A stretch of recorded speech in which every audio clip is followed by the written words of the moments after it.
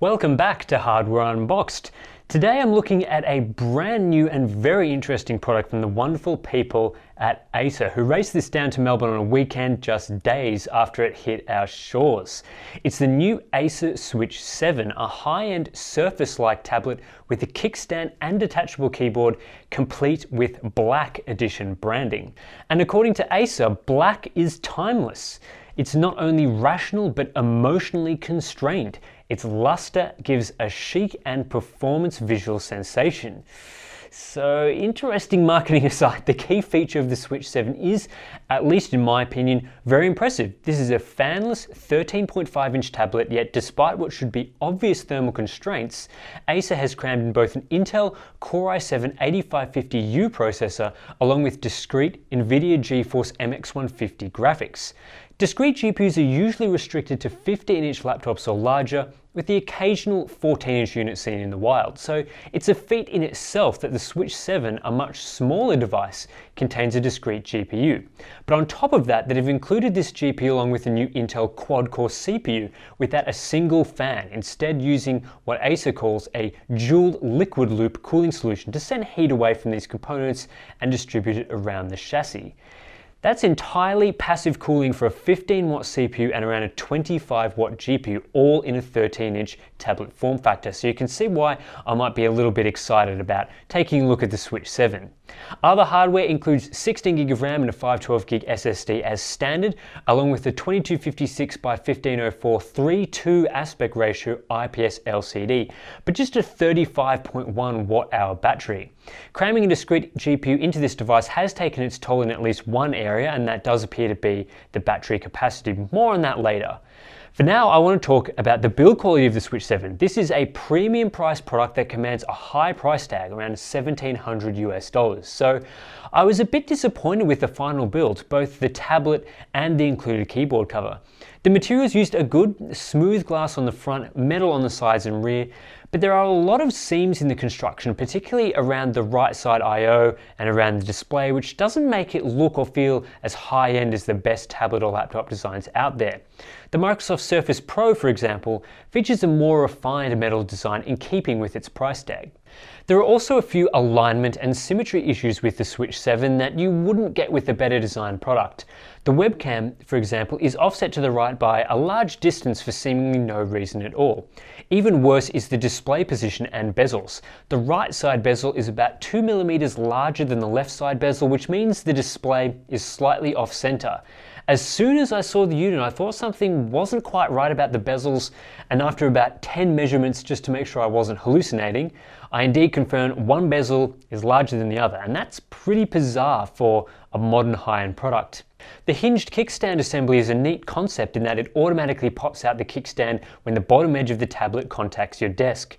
There are two buttons located along this bottom edge that release the spring-loaded hinge mechanism, and from there you can adjust the exact angle to your liking. It's a convenient system, as all you have to do is place the tablet on your desk and it's already propped up and ready to use, whether you have the keyboard attached or not. However, the system does have a few significant flaws. The stand itself doesn't look great, at least in my opinion, and the groove it leaves in the rear of the tablet is a significant dust magnet.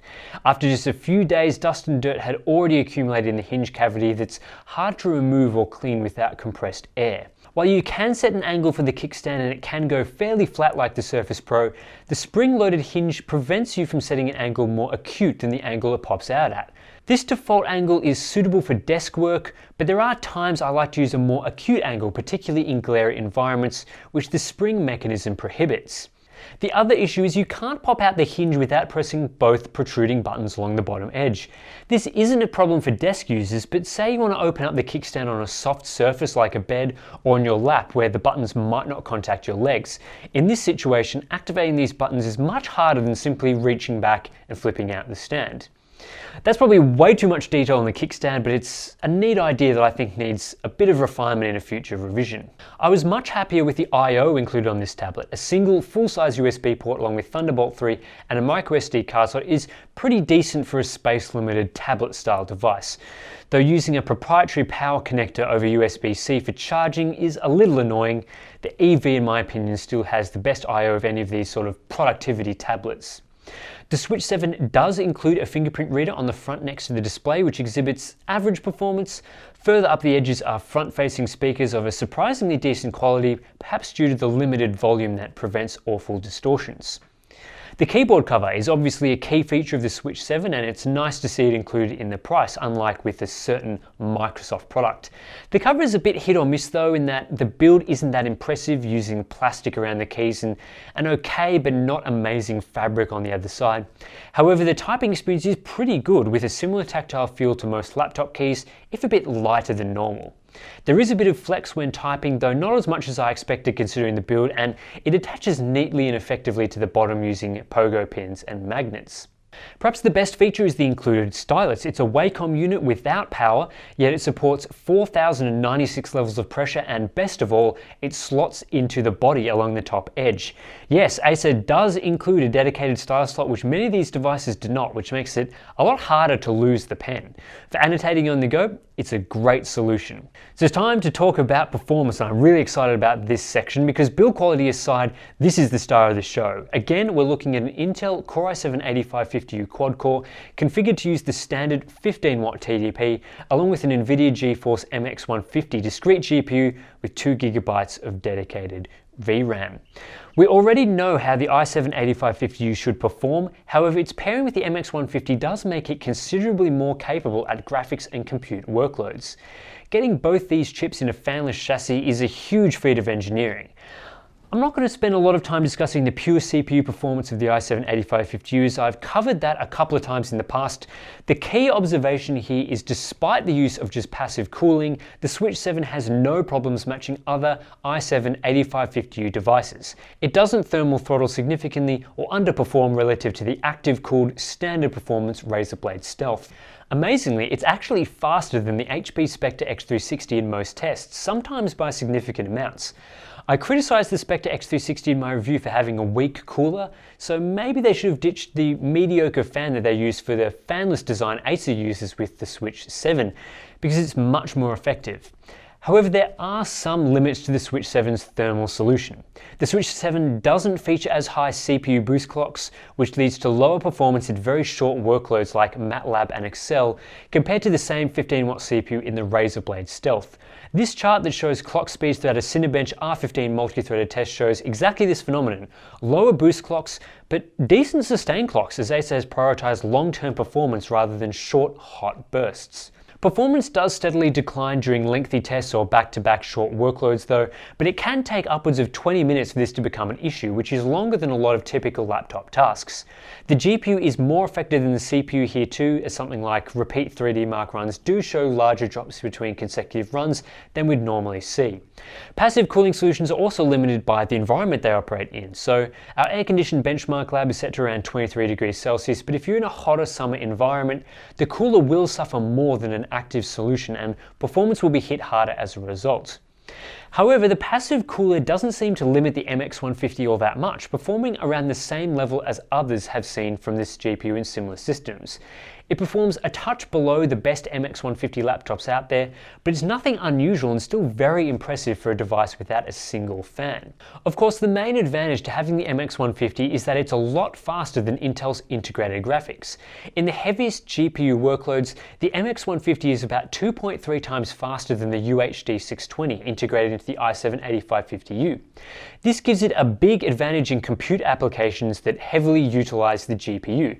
Premiere, for example, renders a 4K video with Lumetri effects 84% faster with the MX150 inside than just having the i7-8550U, and it's a similar story with Photoshop's Smart Sharpen filter. Compared to the Ryzen 5 2500U, which also includes a powerful Vega 8 GPU, along with a CPU comparable to the i7-8550U, the MX150 powered Switch 7 is, at best, around 12% faster in GPU-limited tests like 3D Mark's Time Spy graphics score.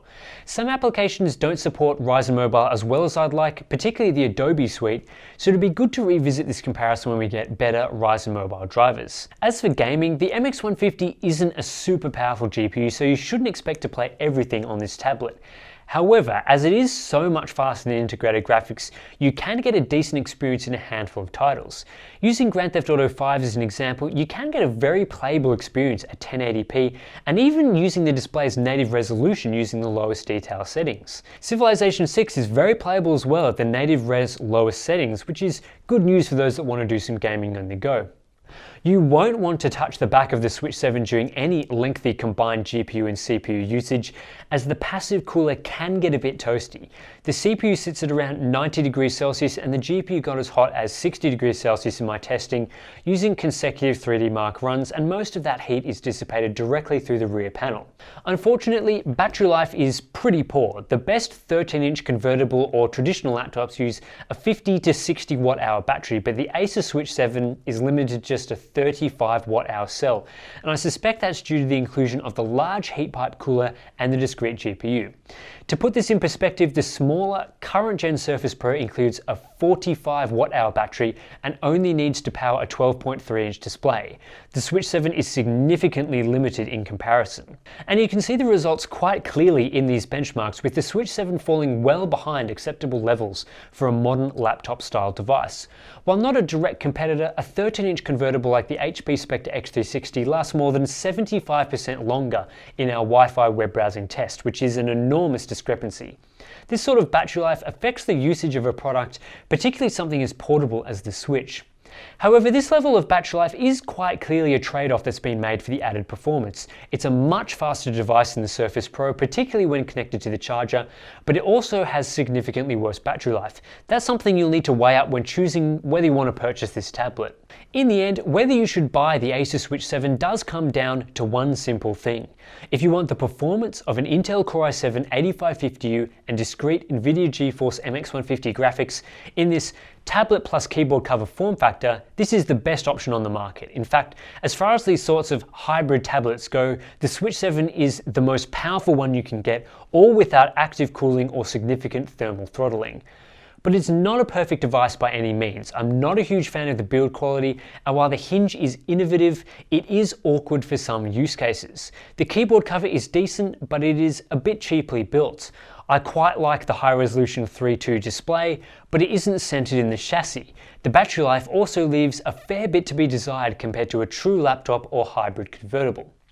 In the United States, the pricing for the Switch 7 isn't too bad. It does cost $1,699, which might make a few of you budget-conscious shoppers sweat, but for that price you do get a Core i7, 16GB of RAM and a 512GB SSD and discrete graphics as standard.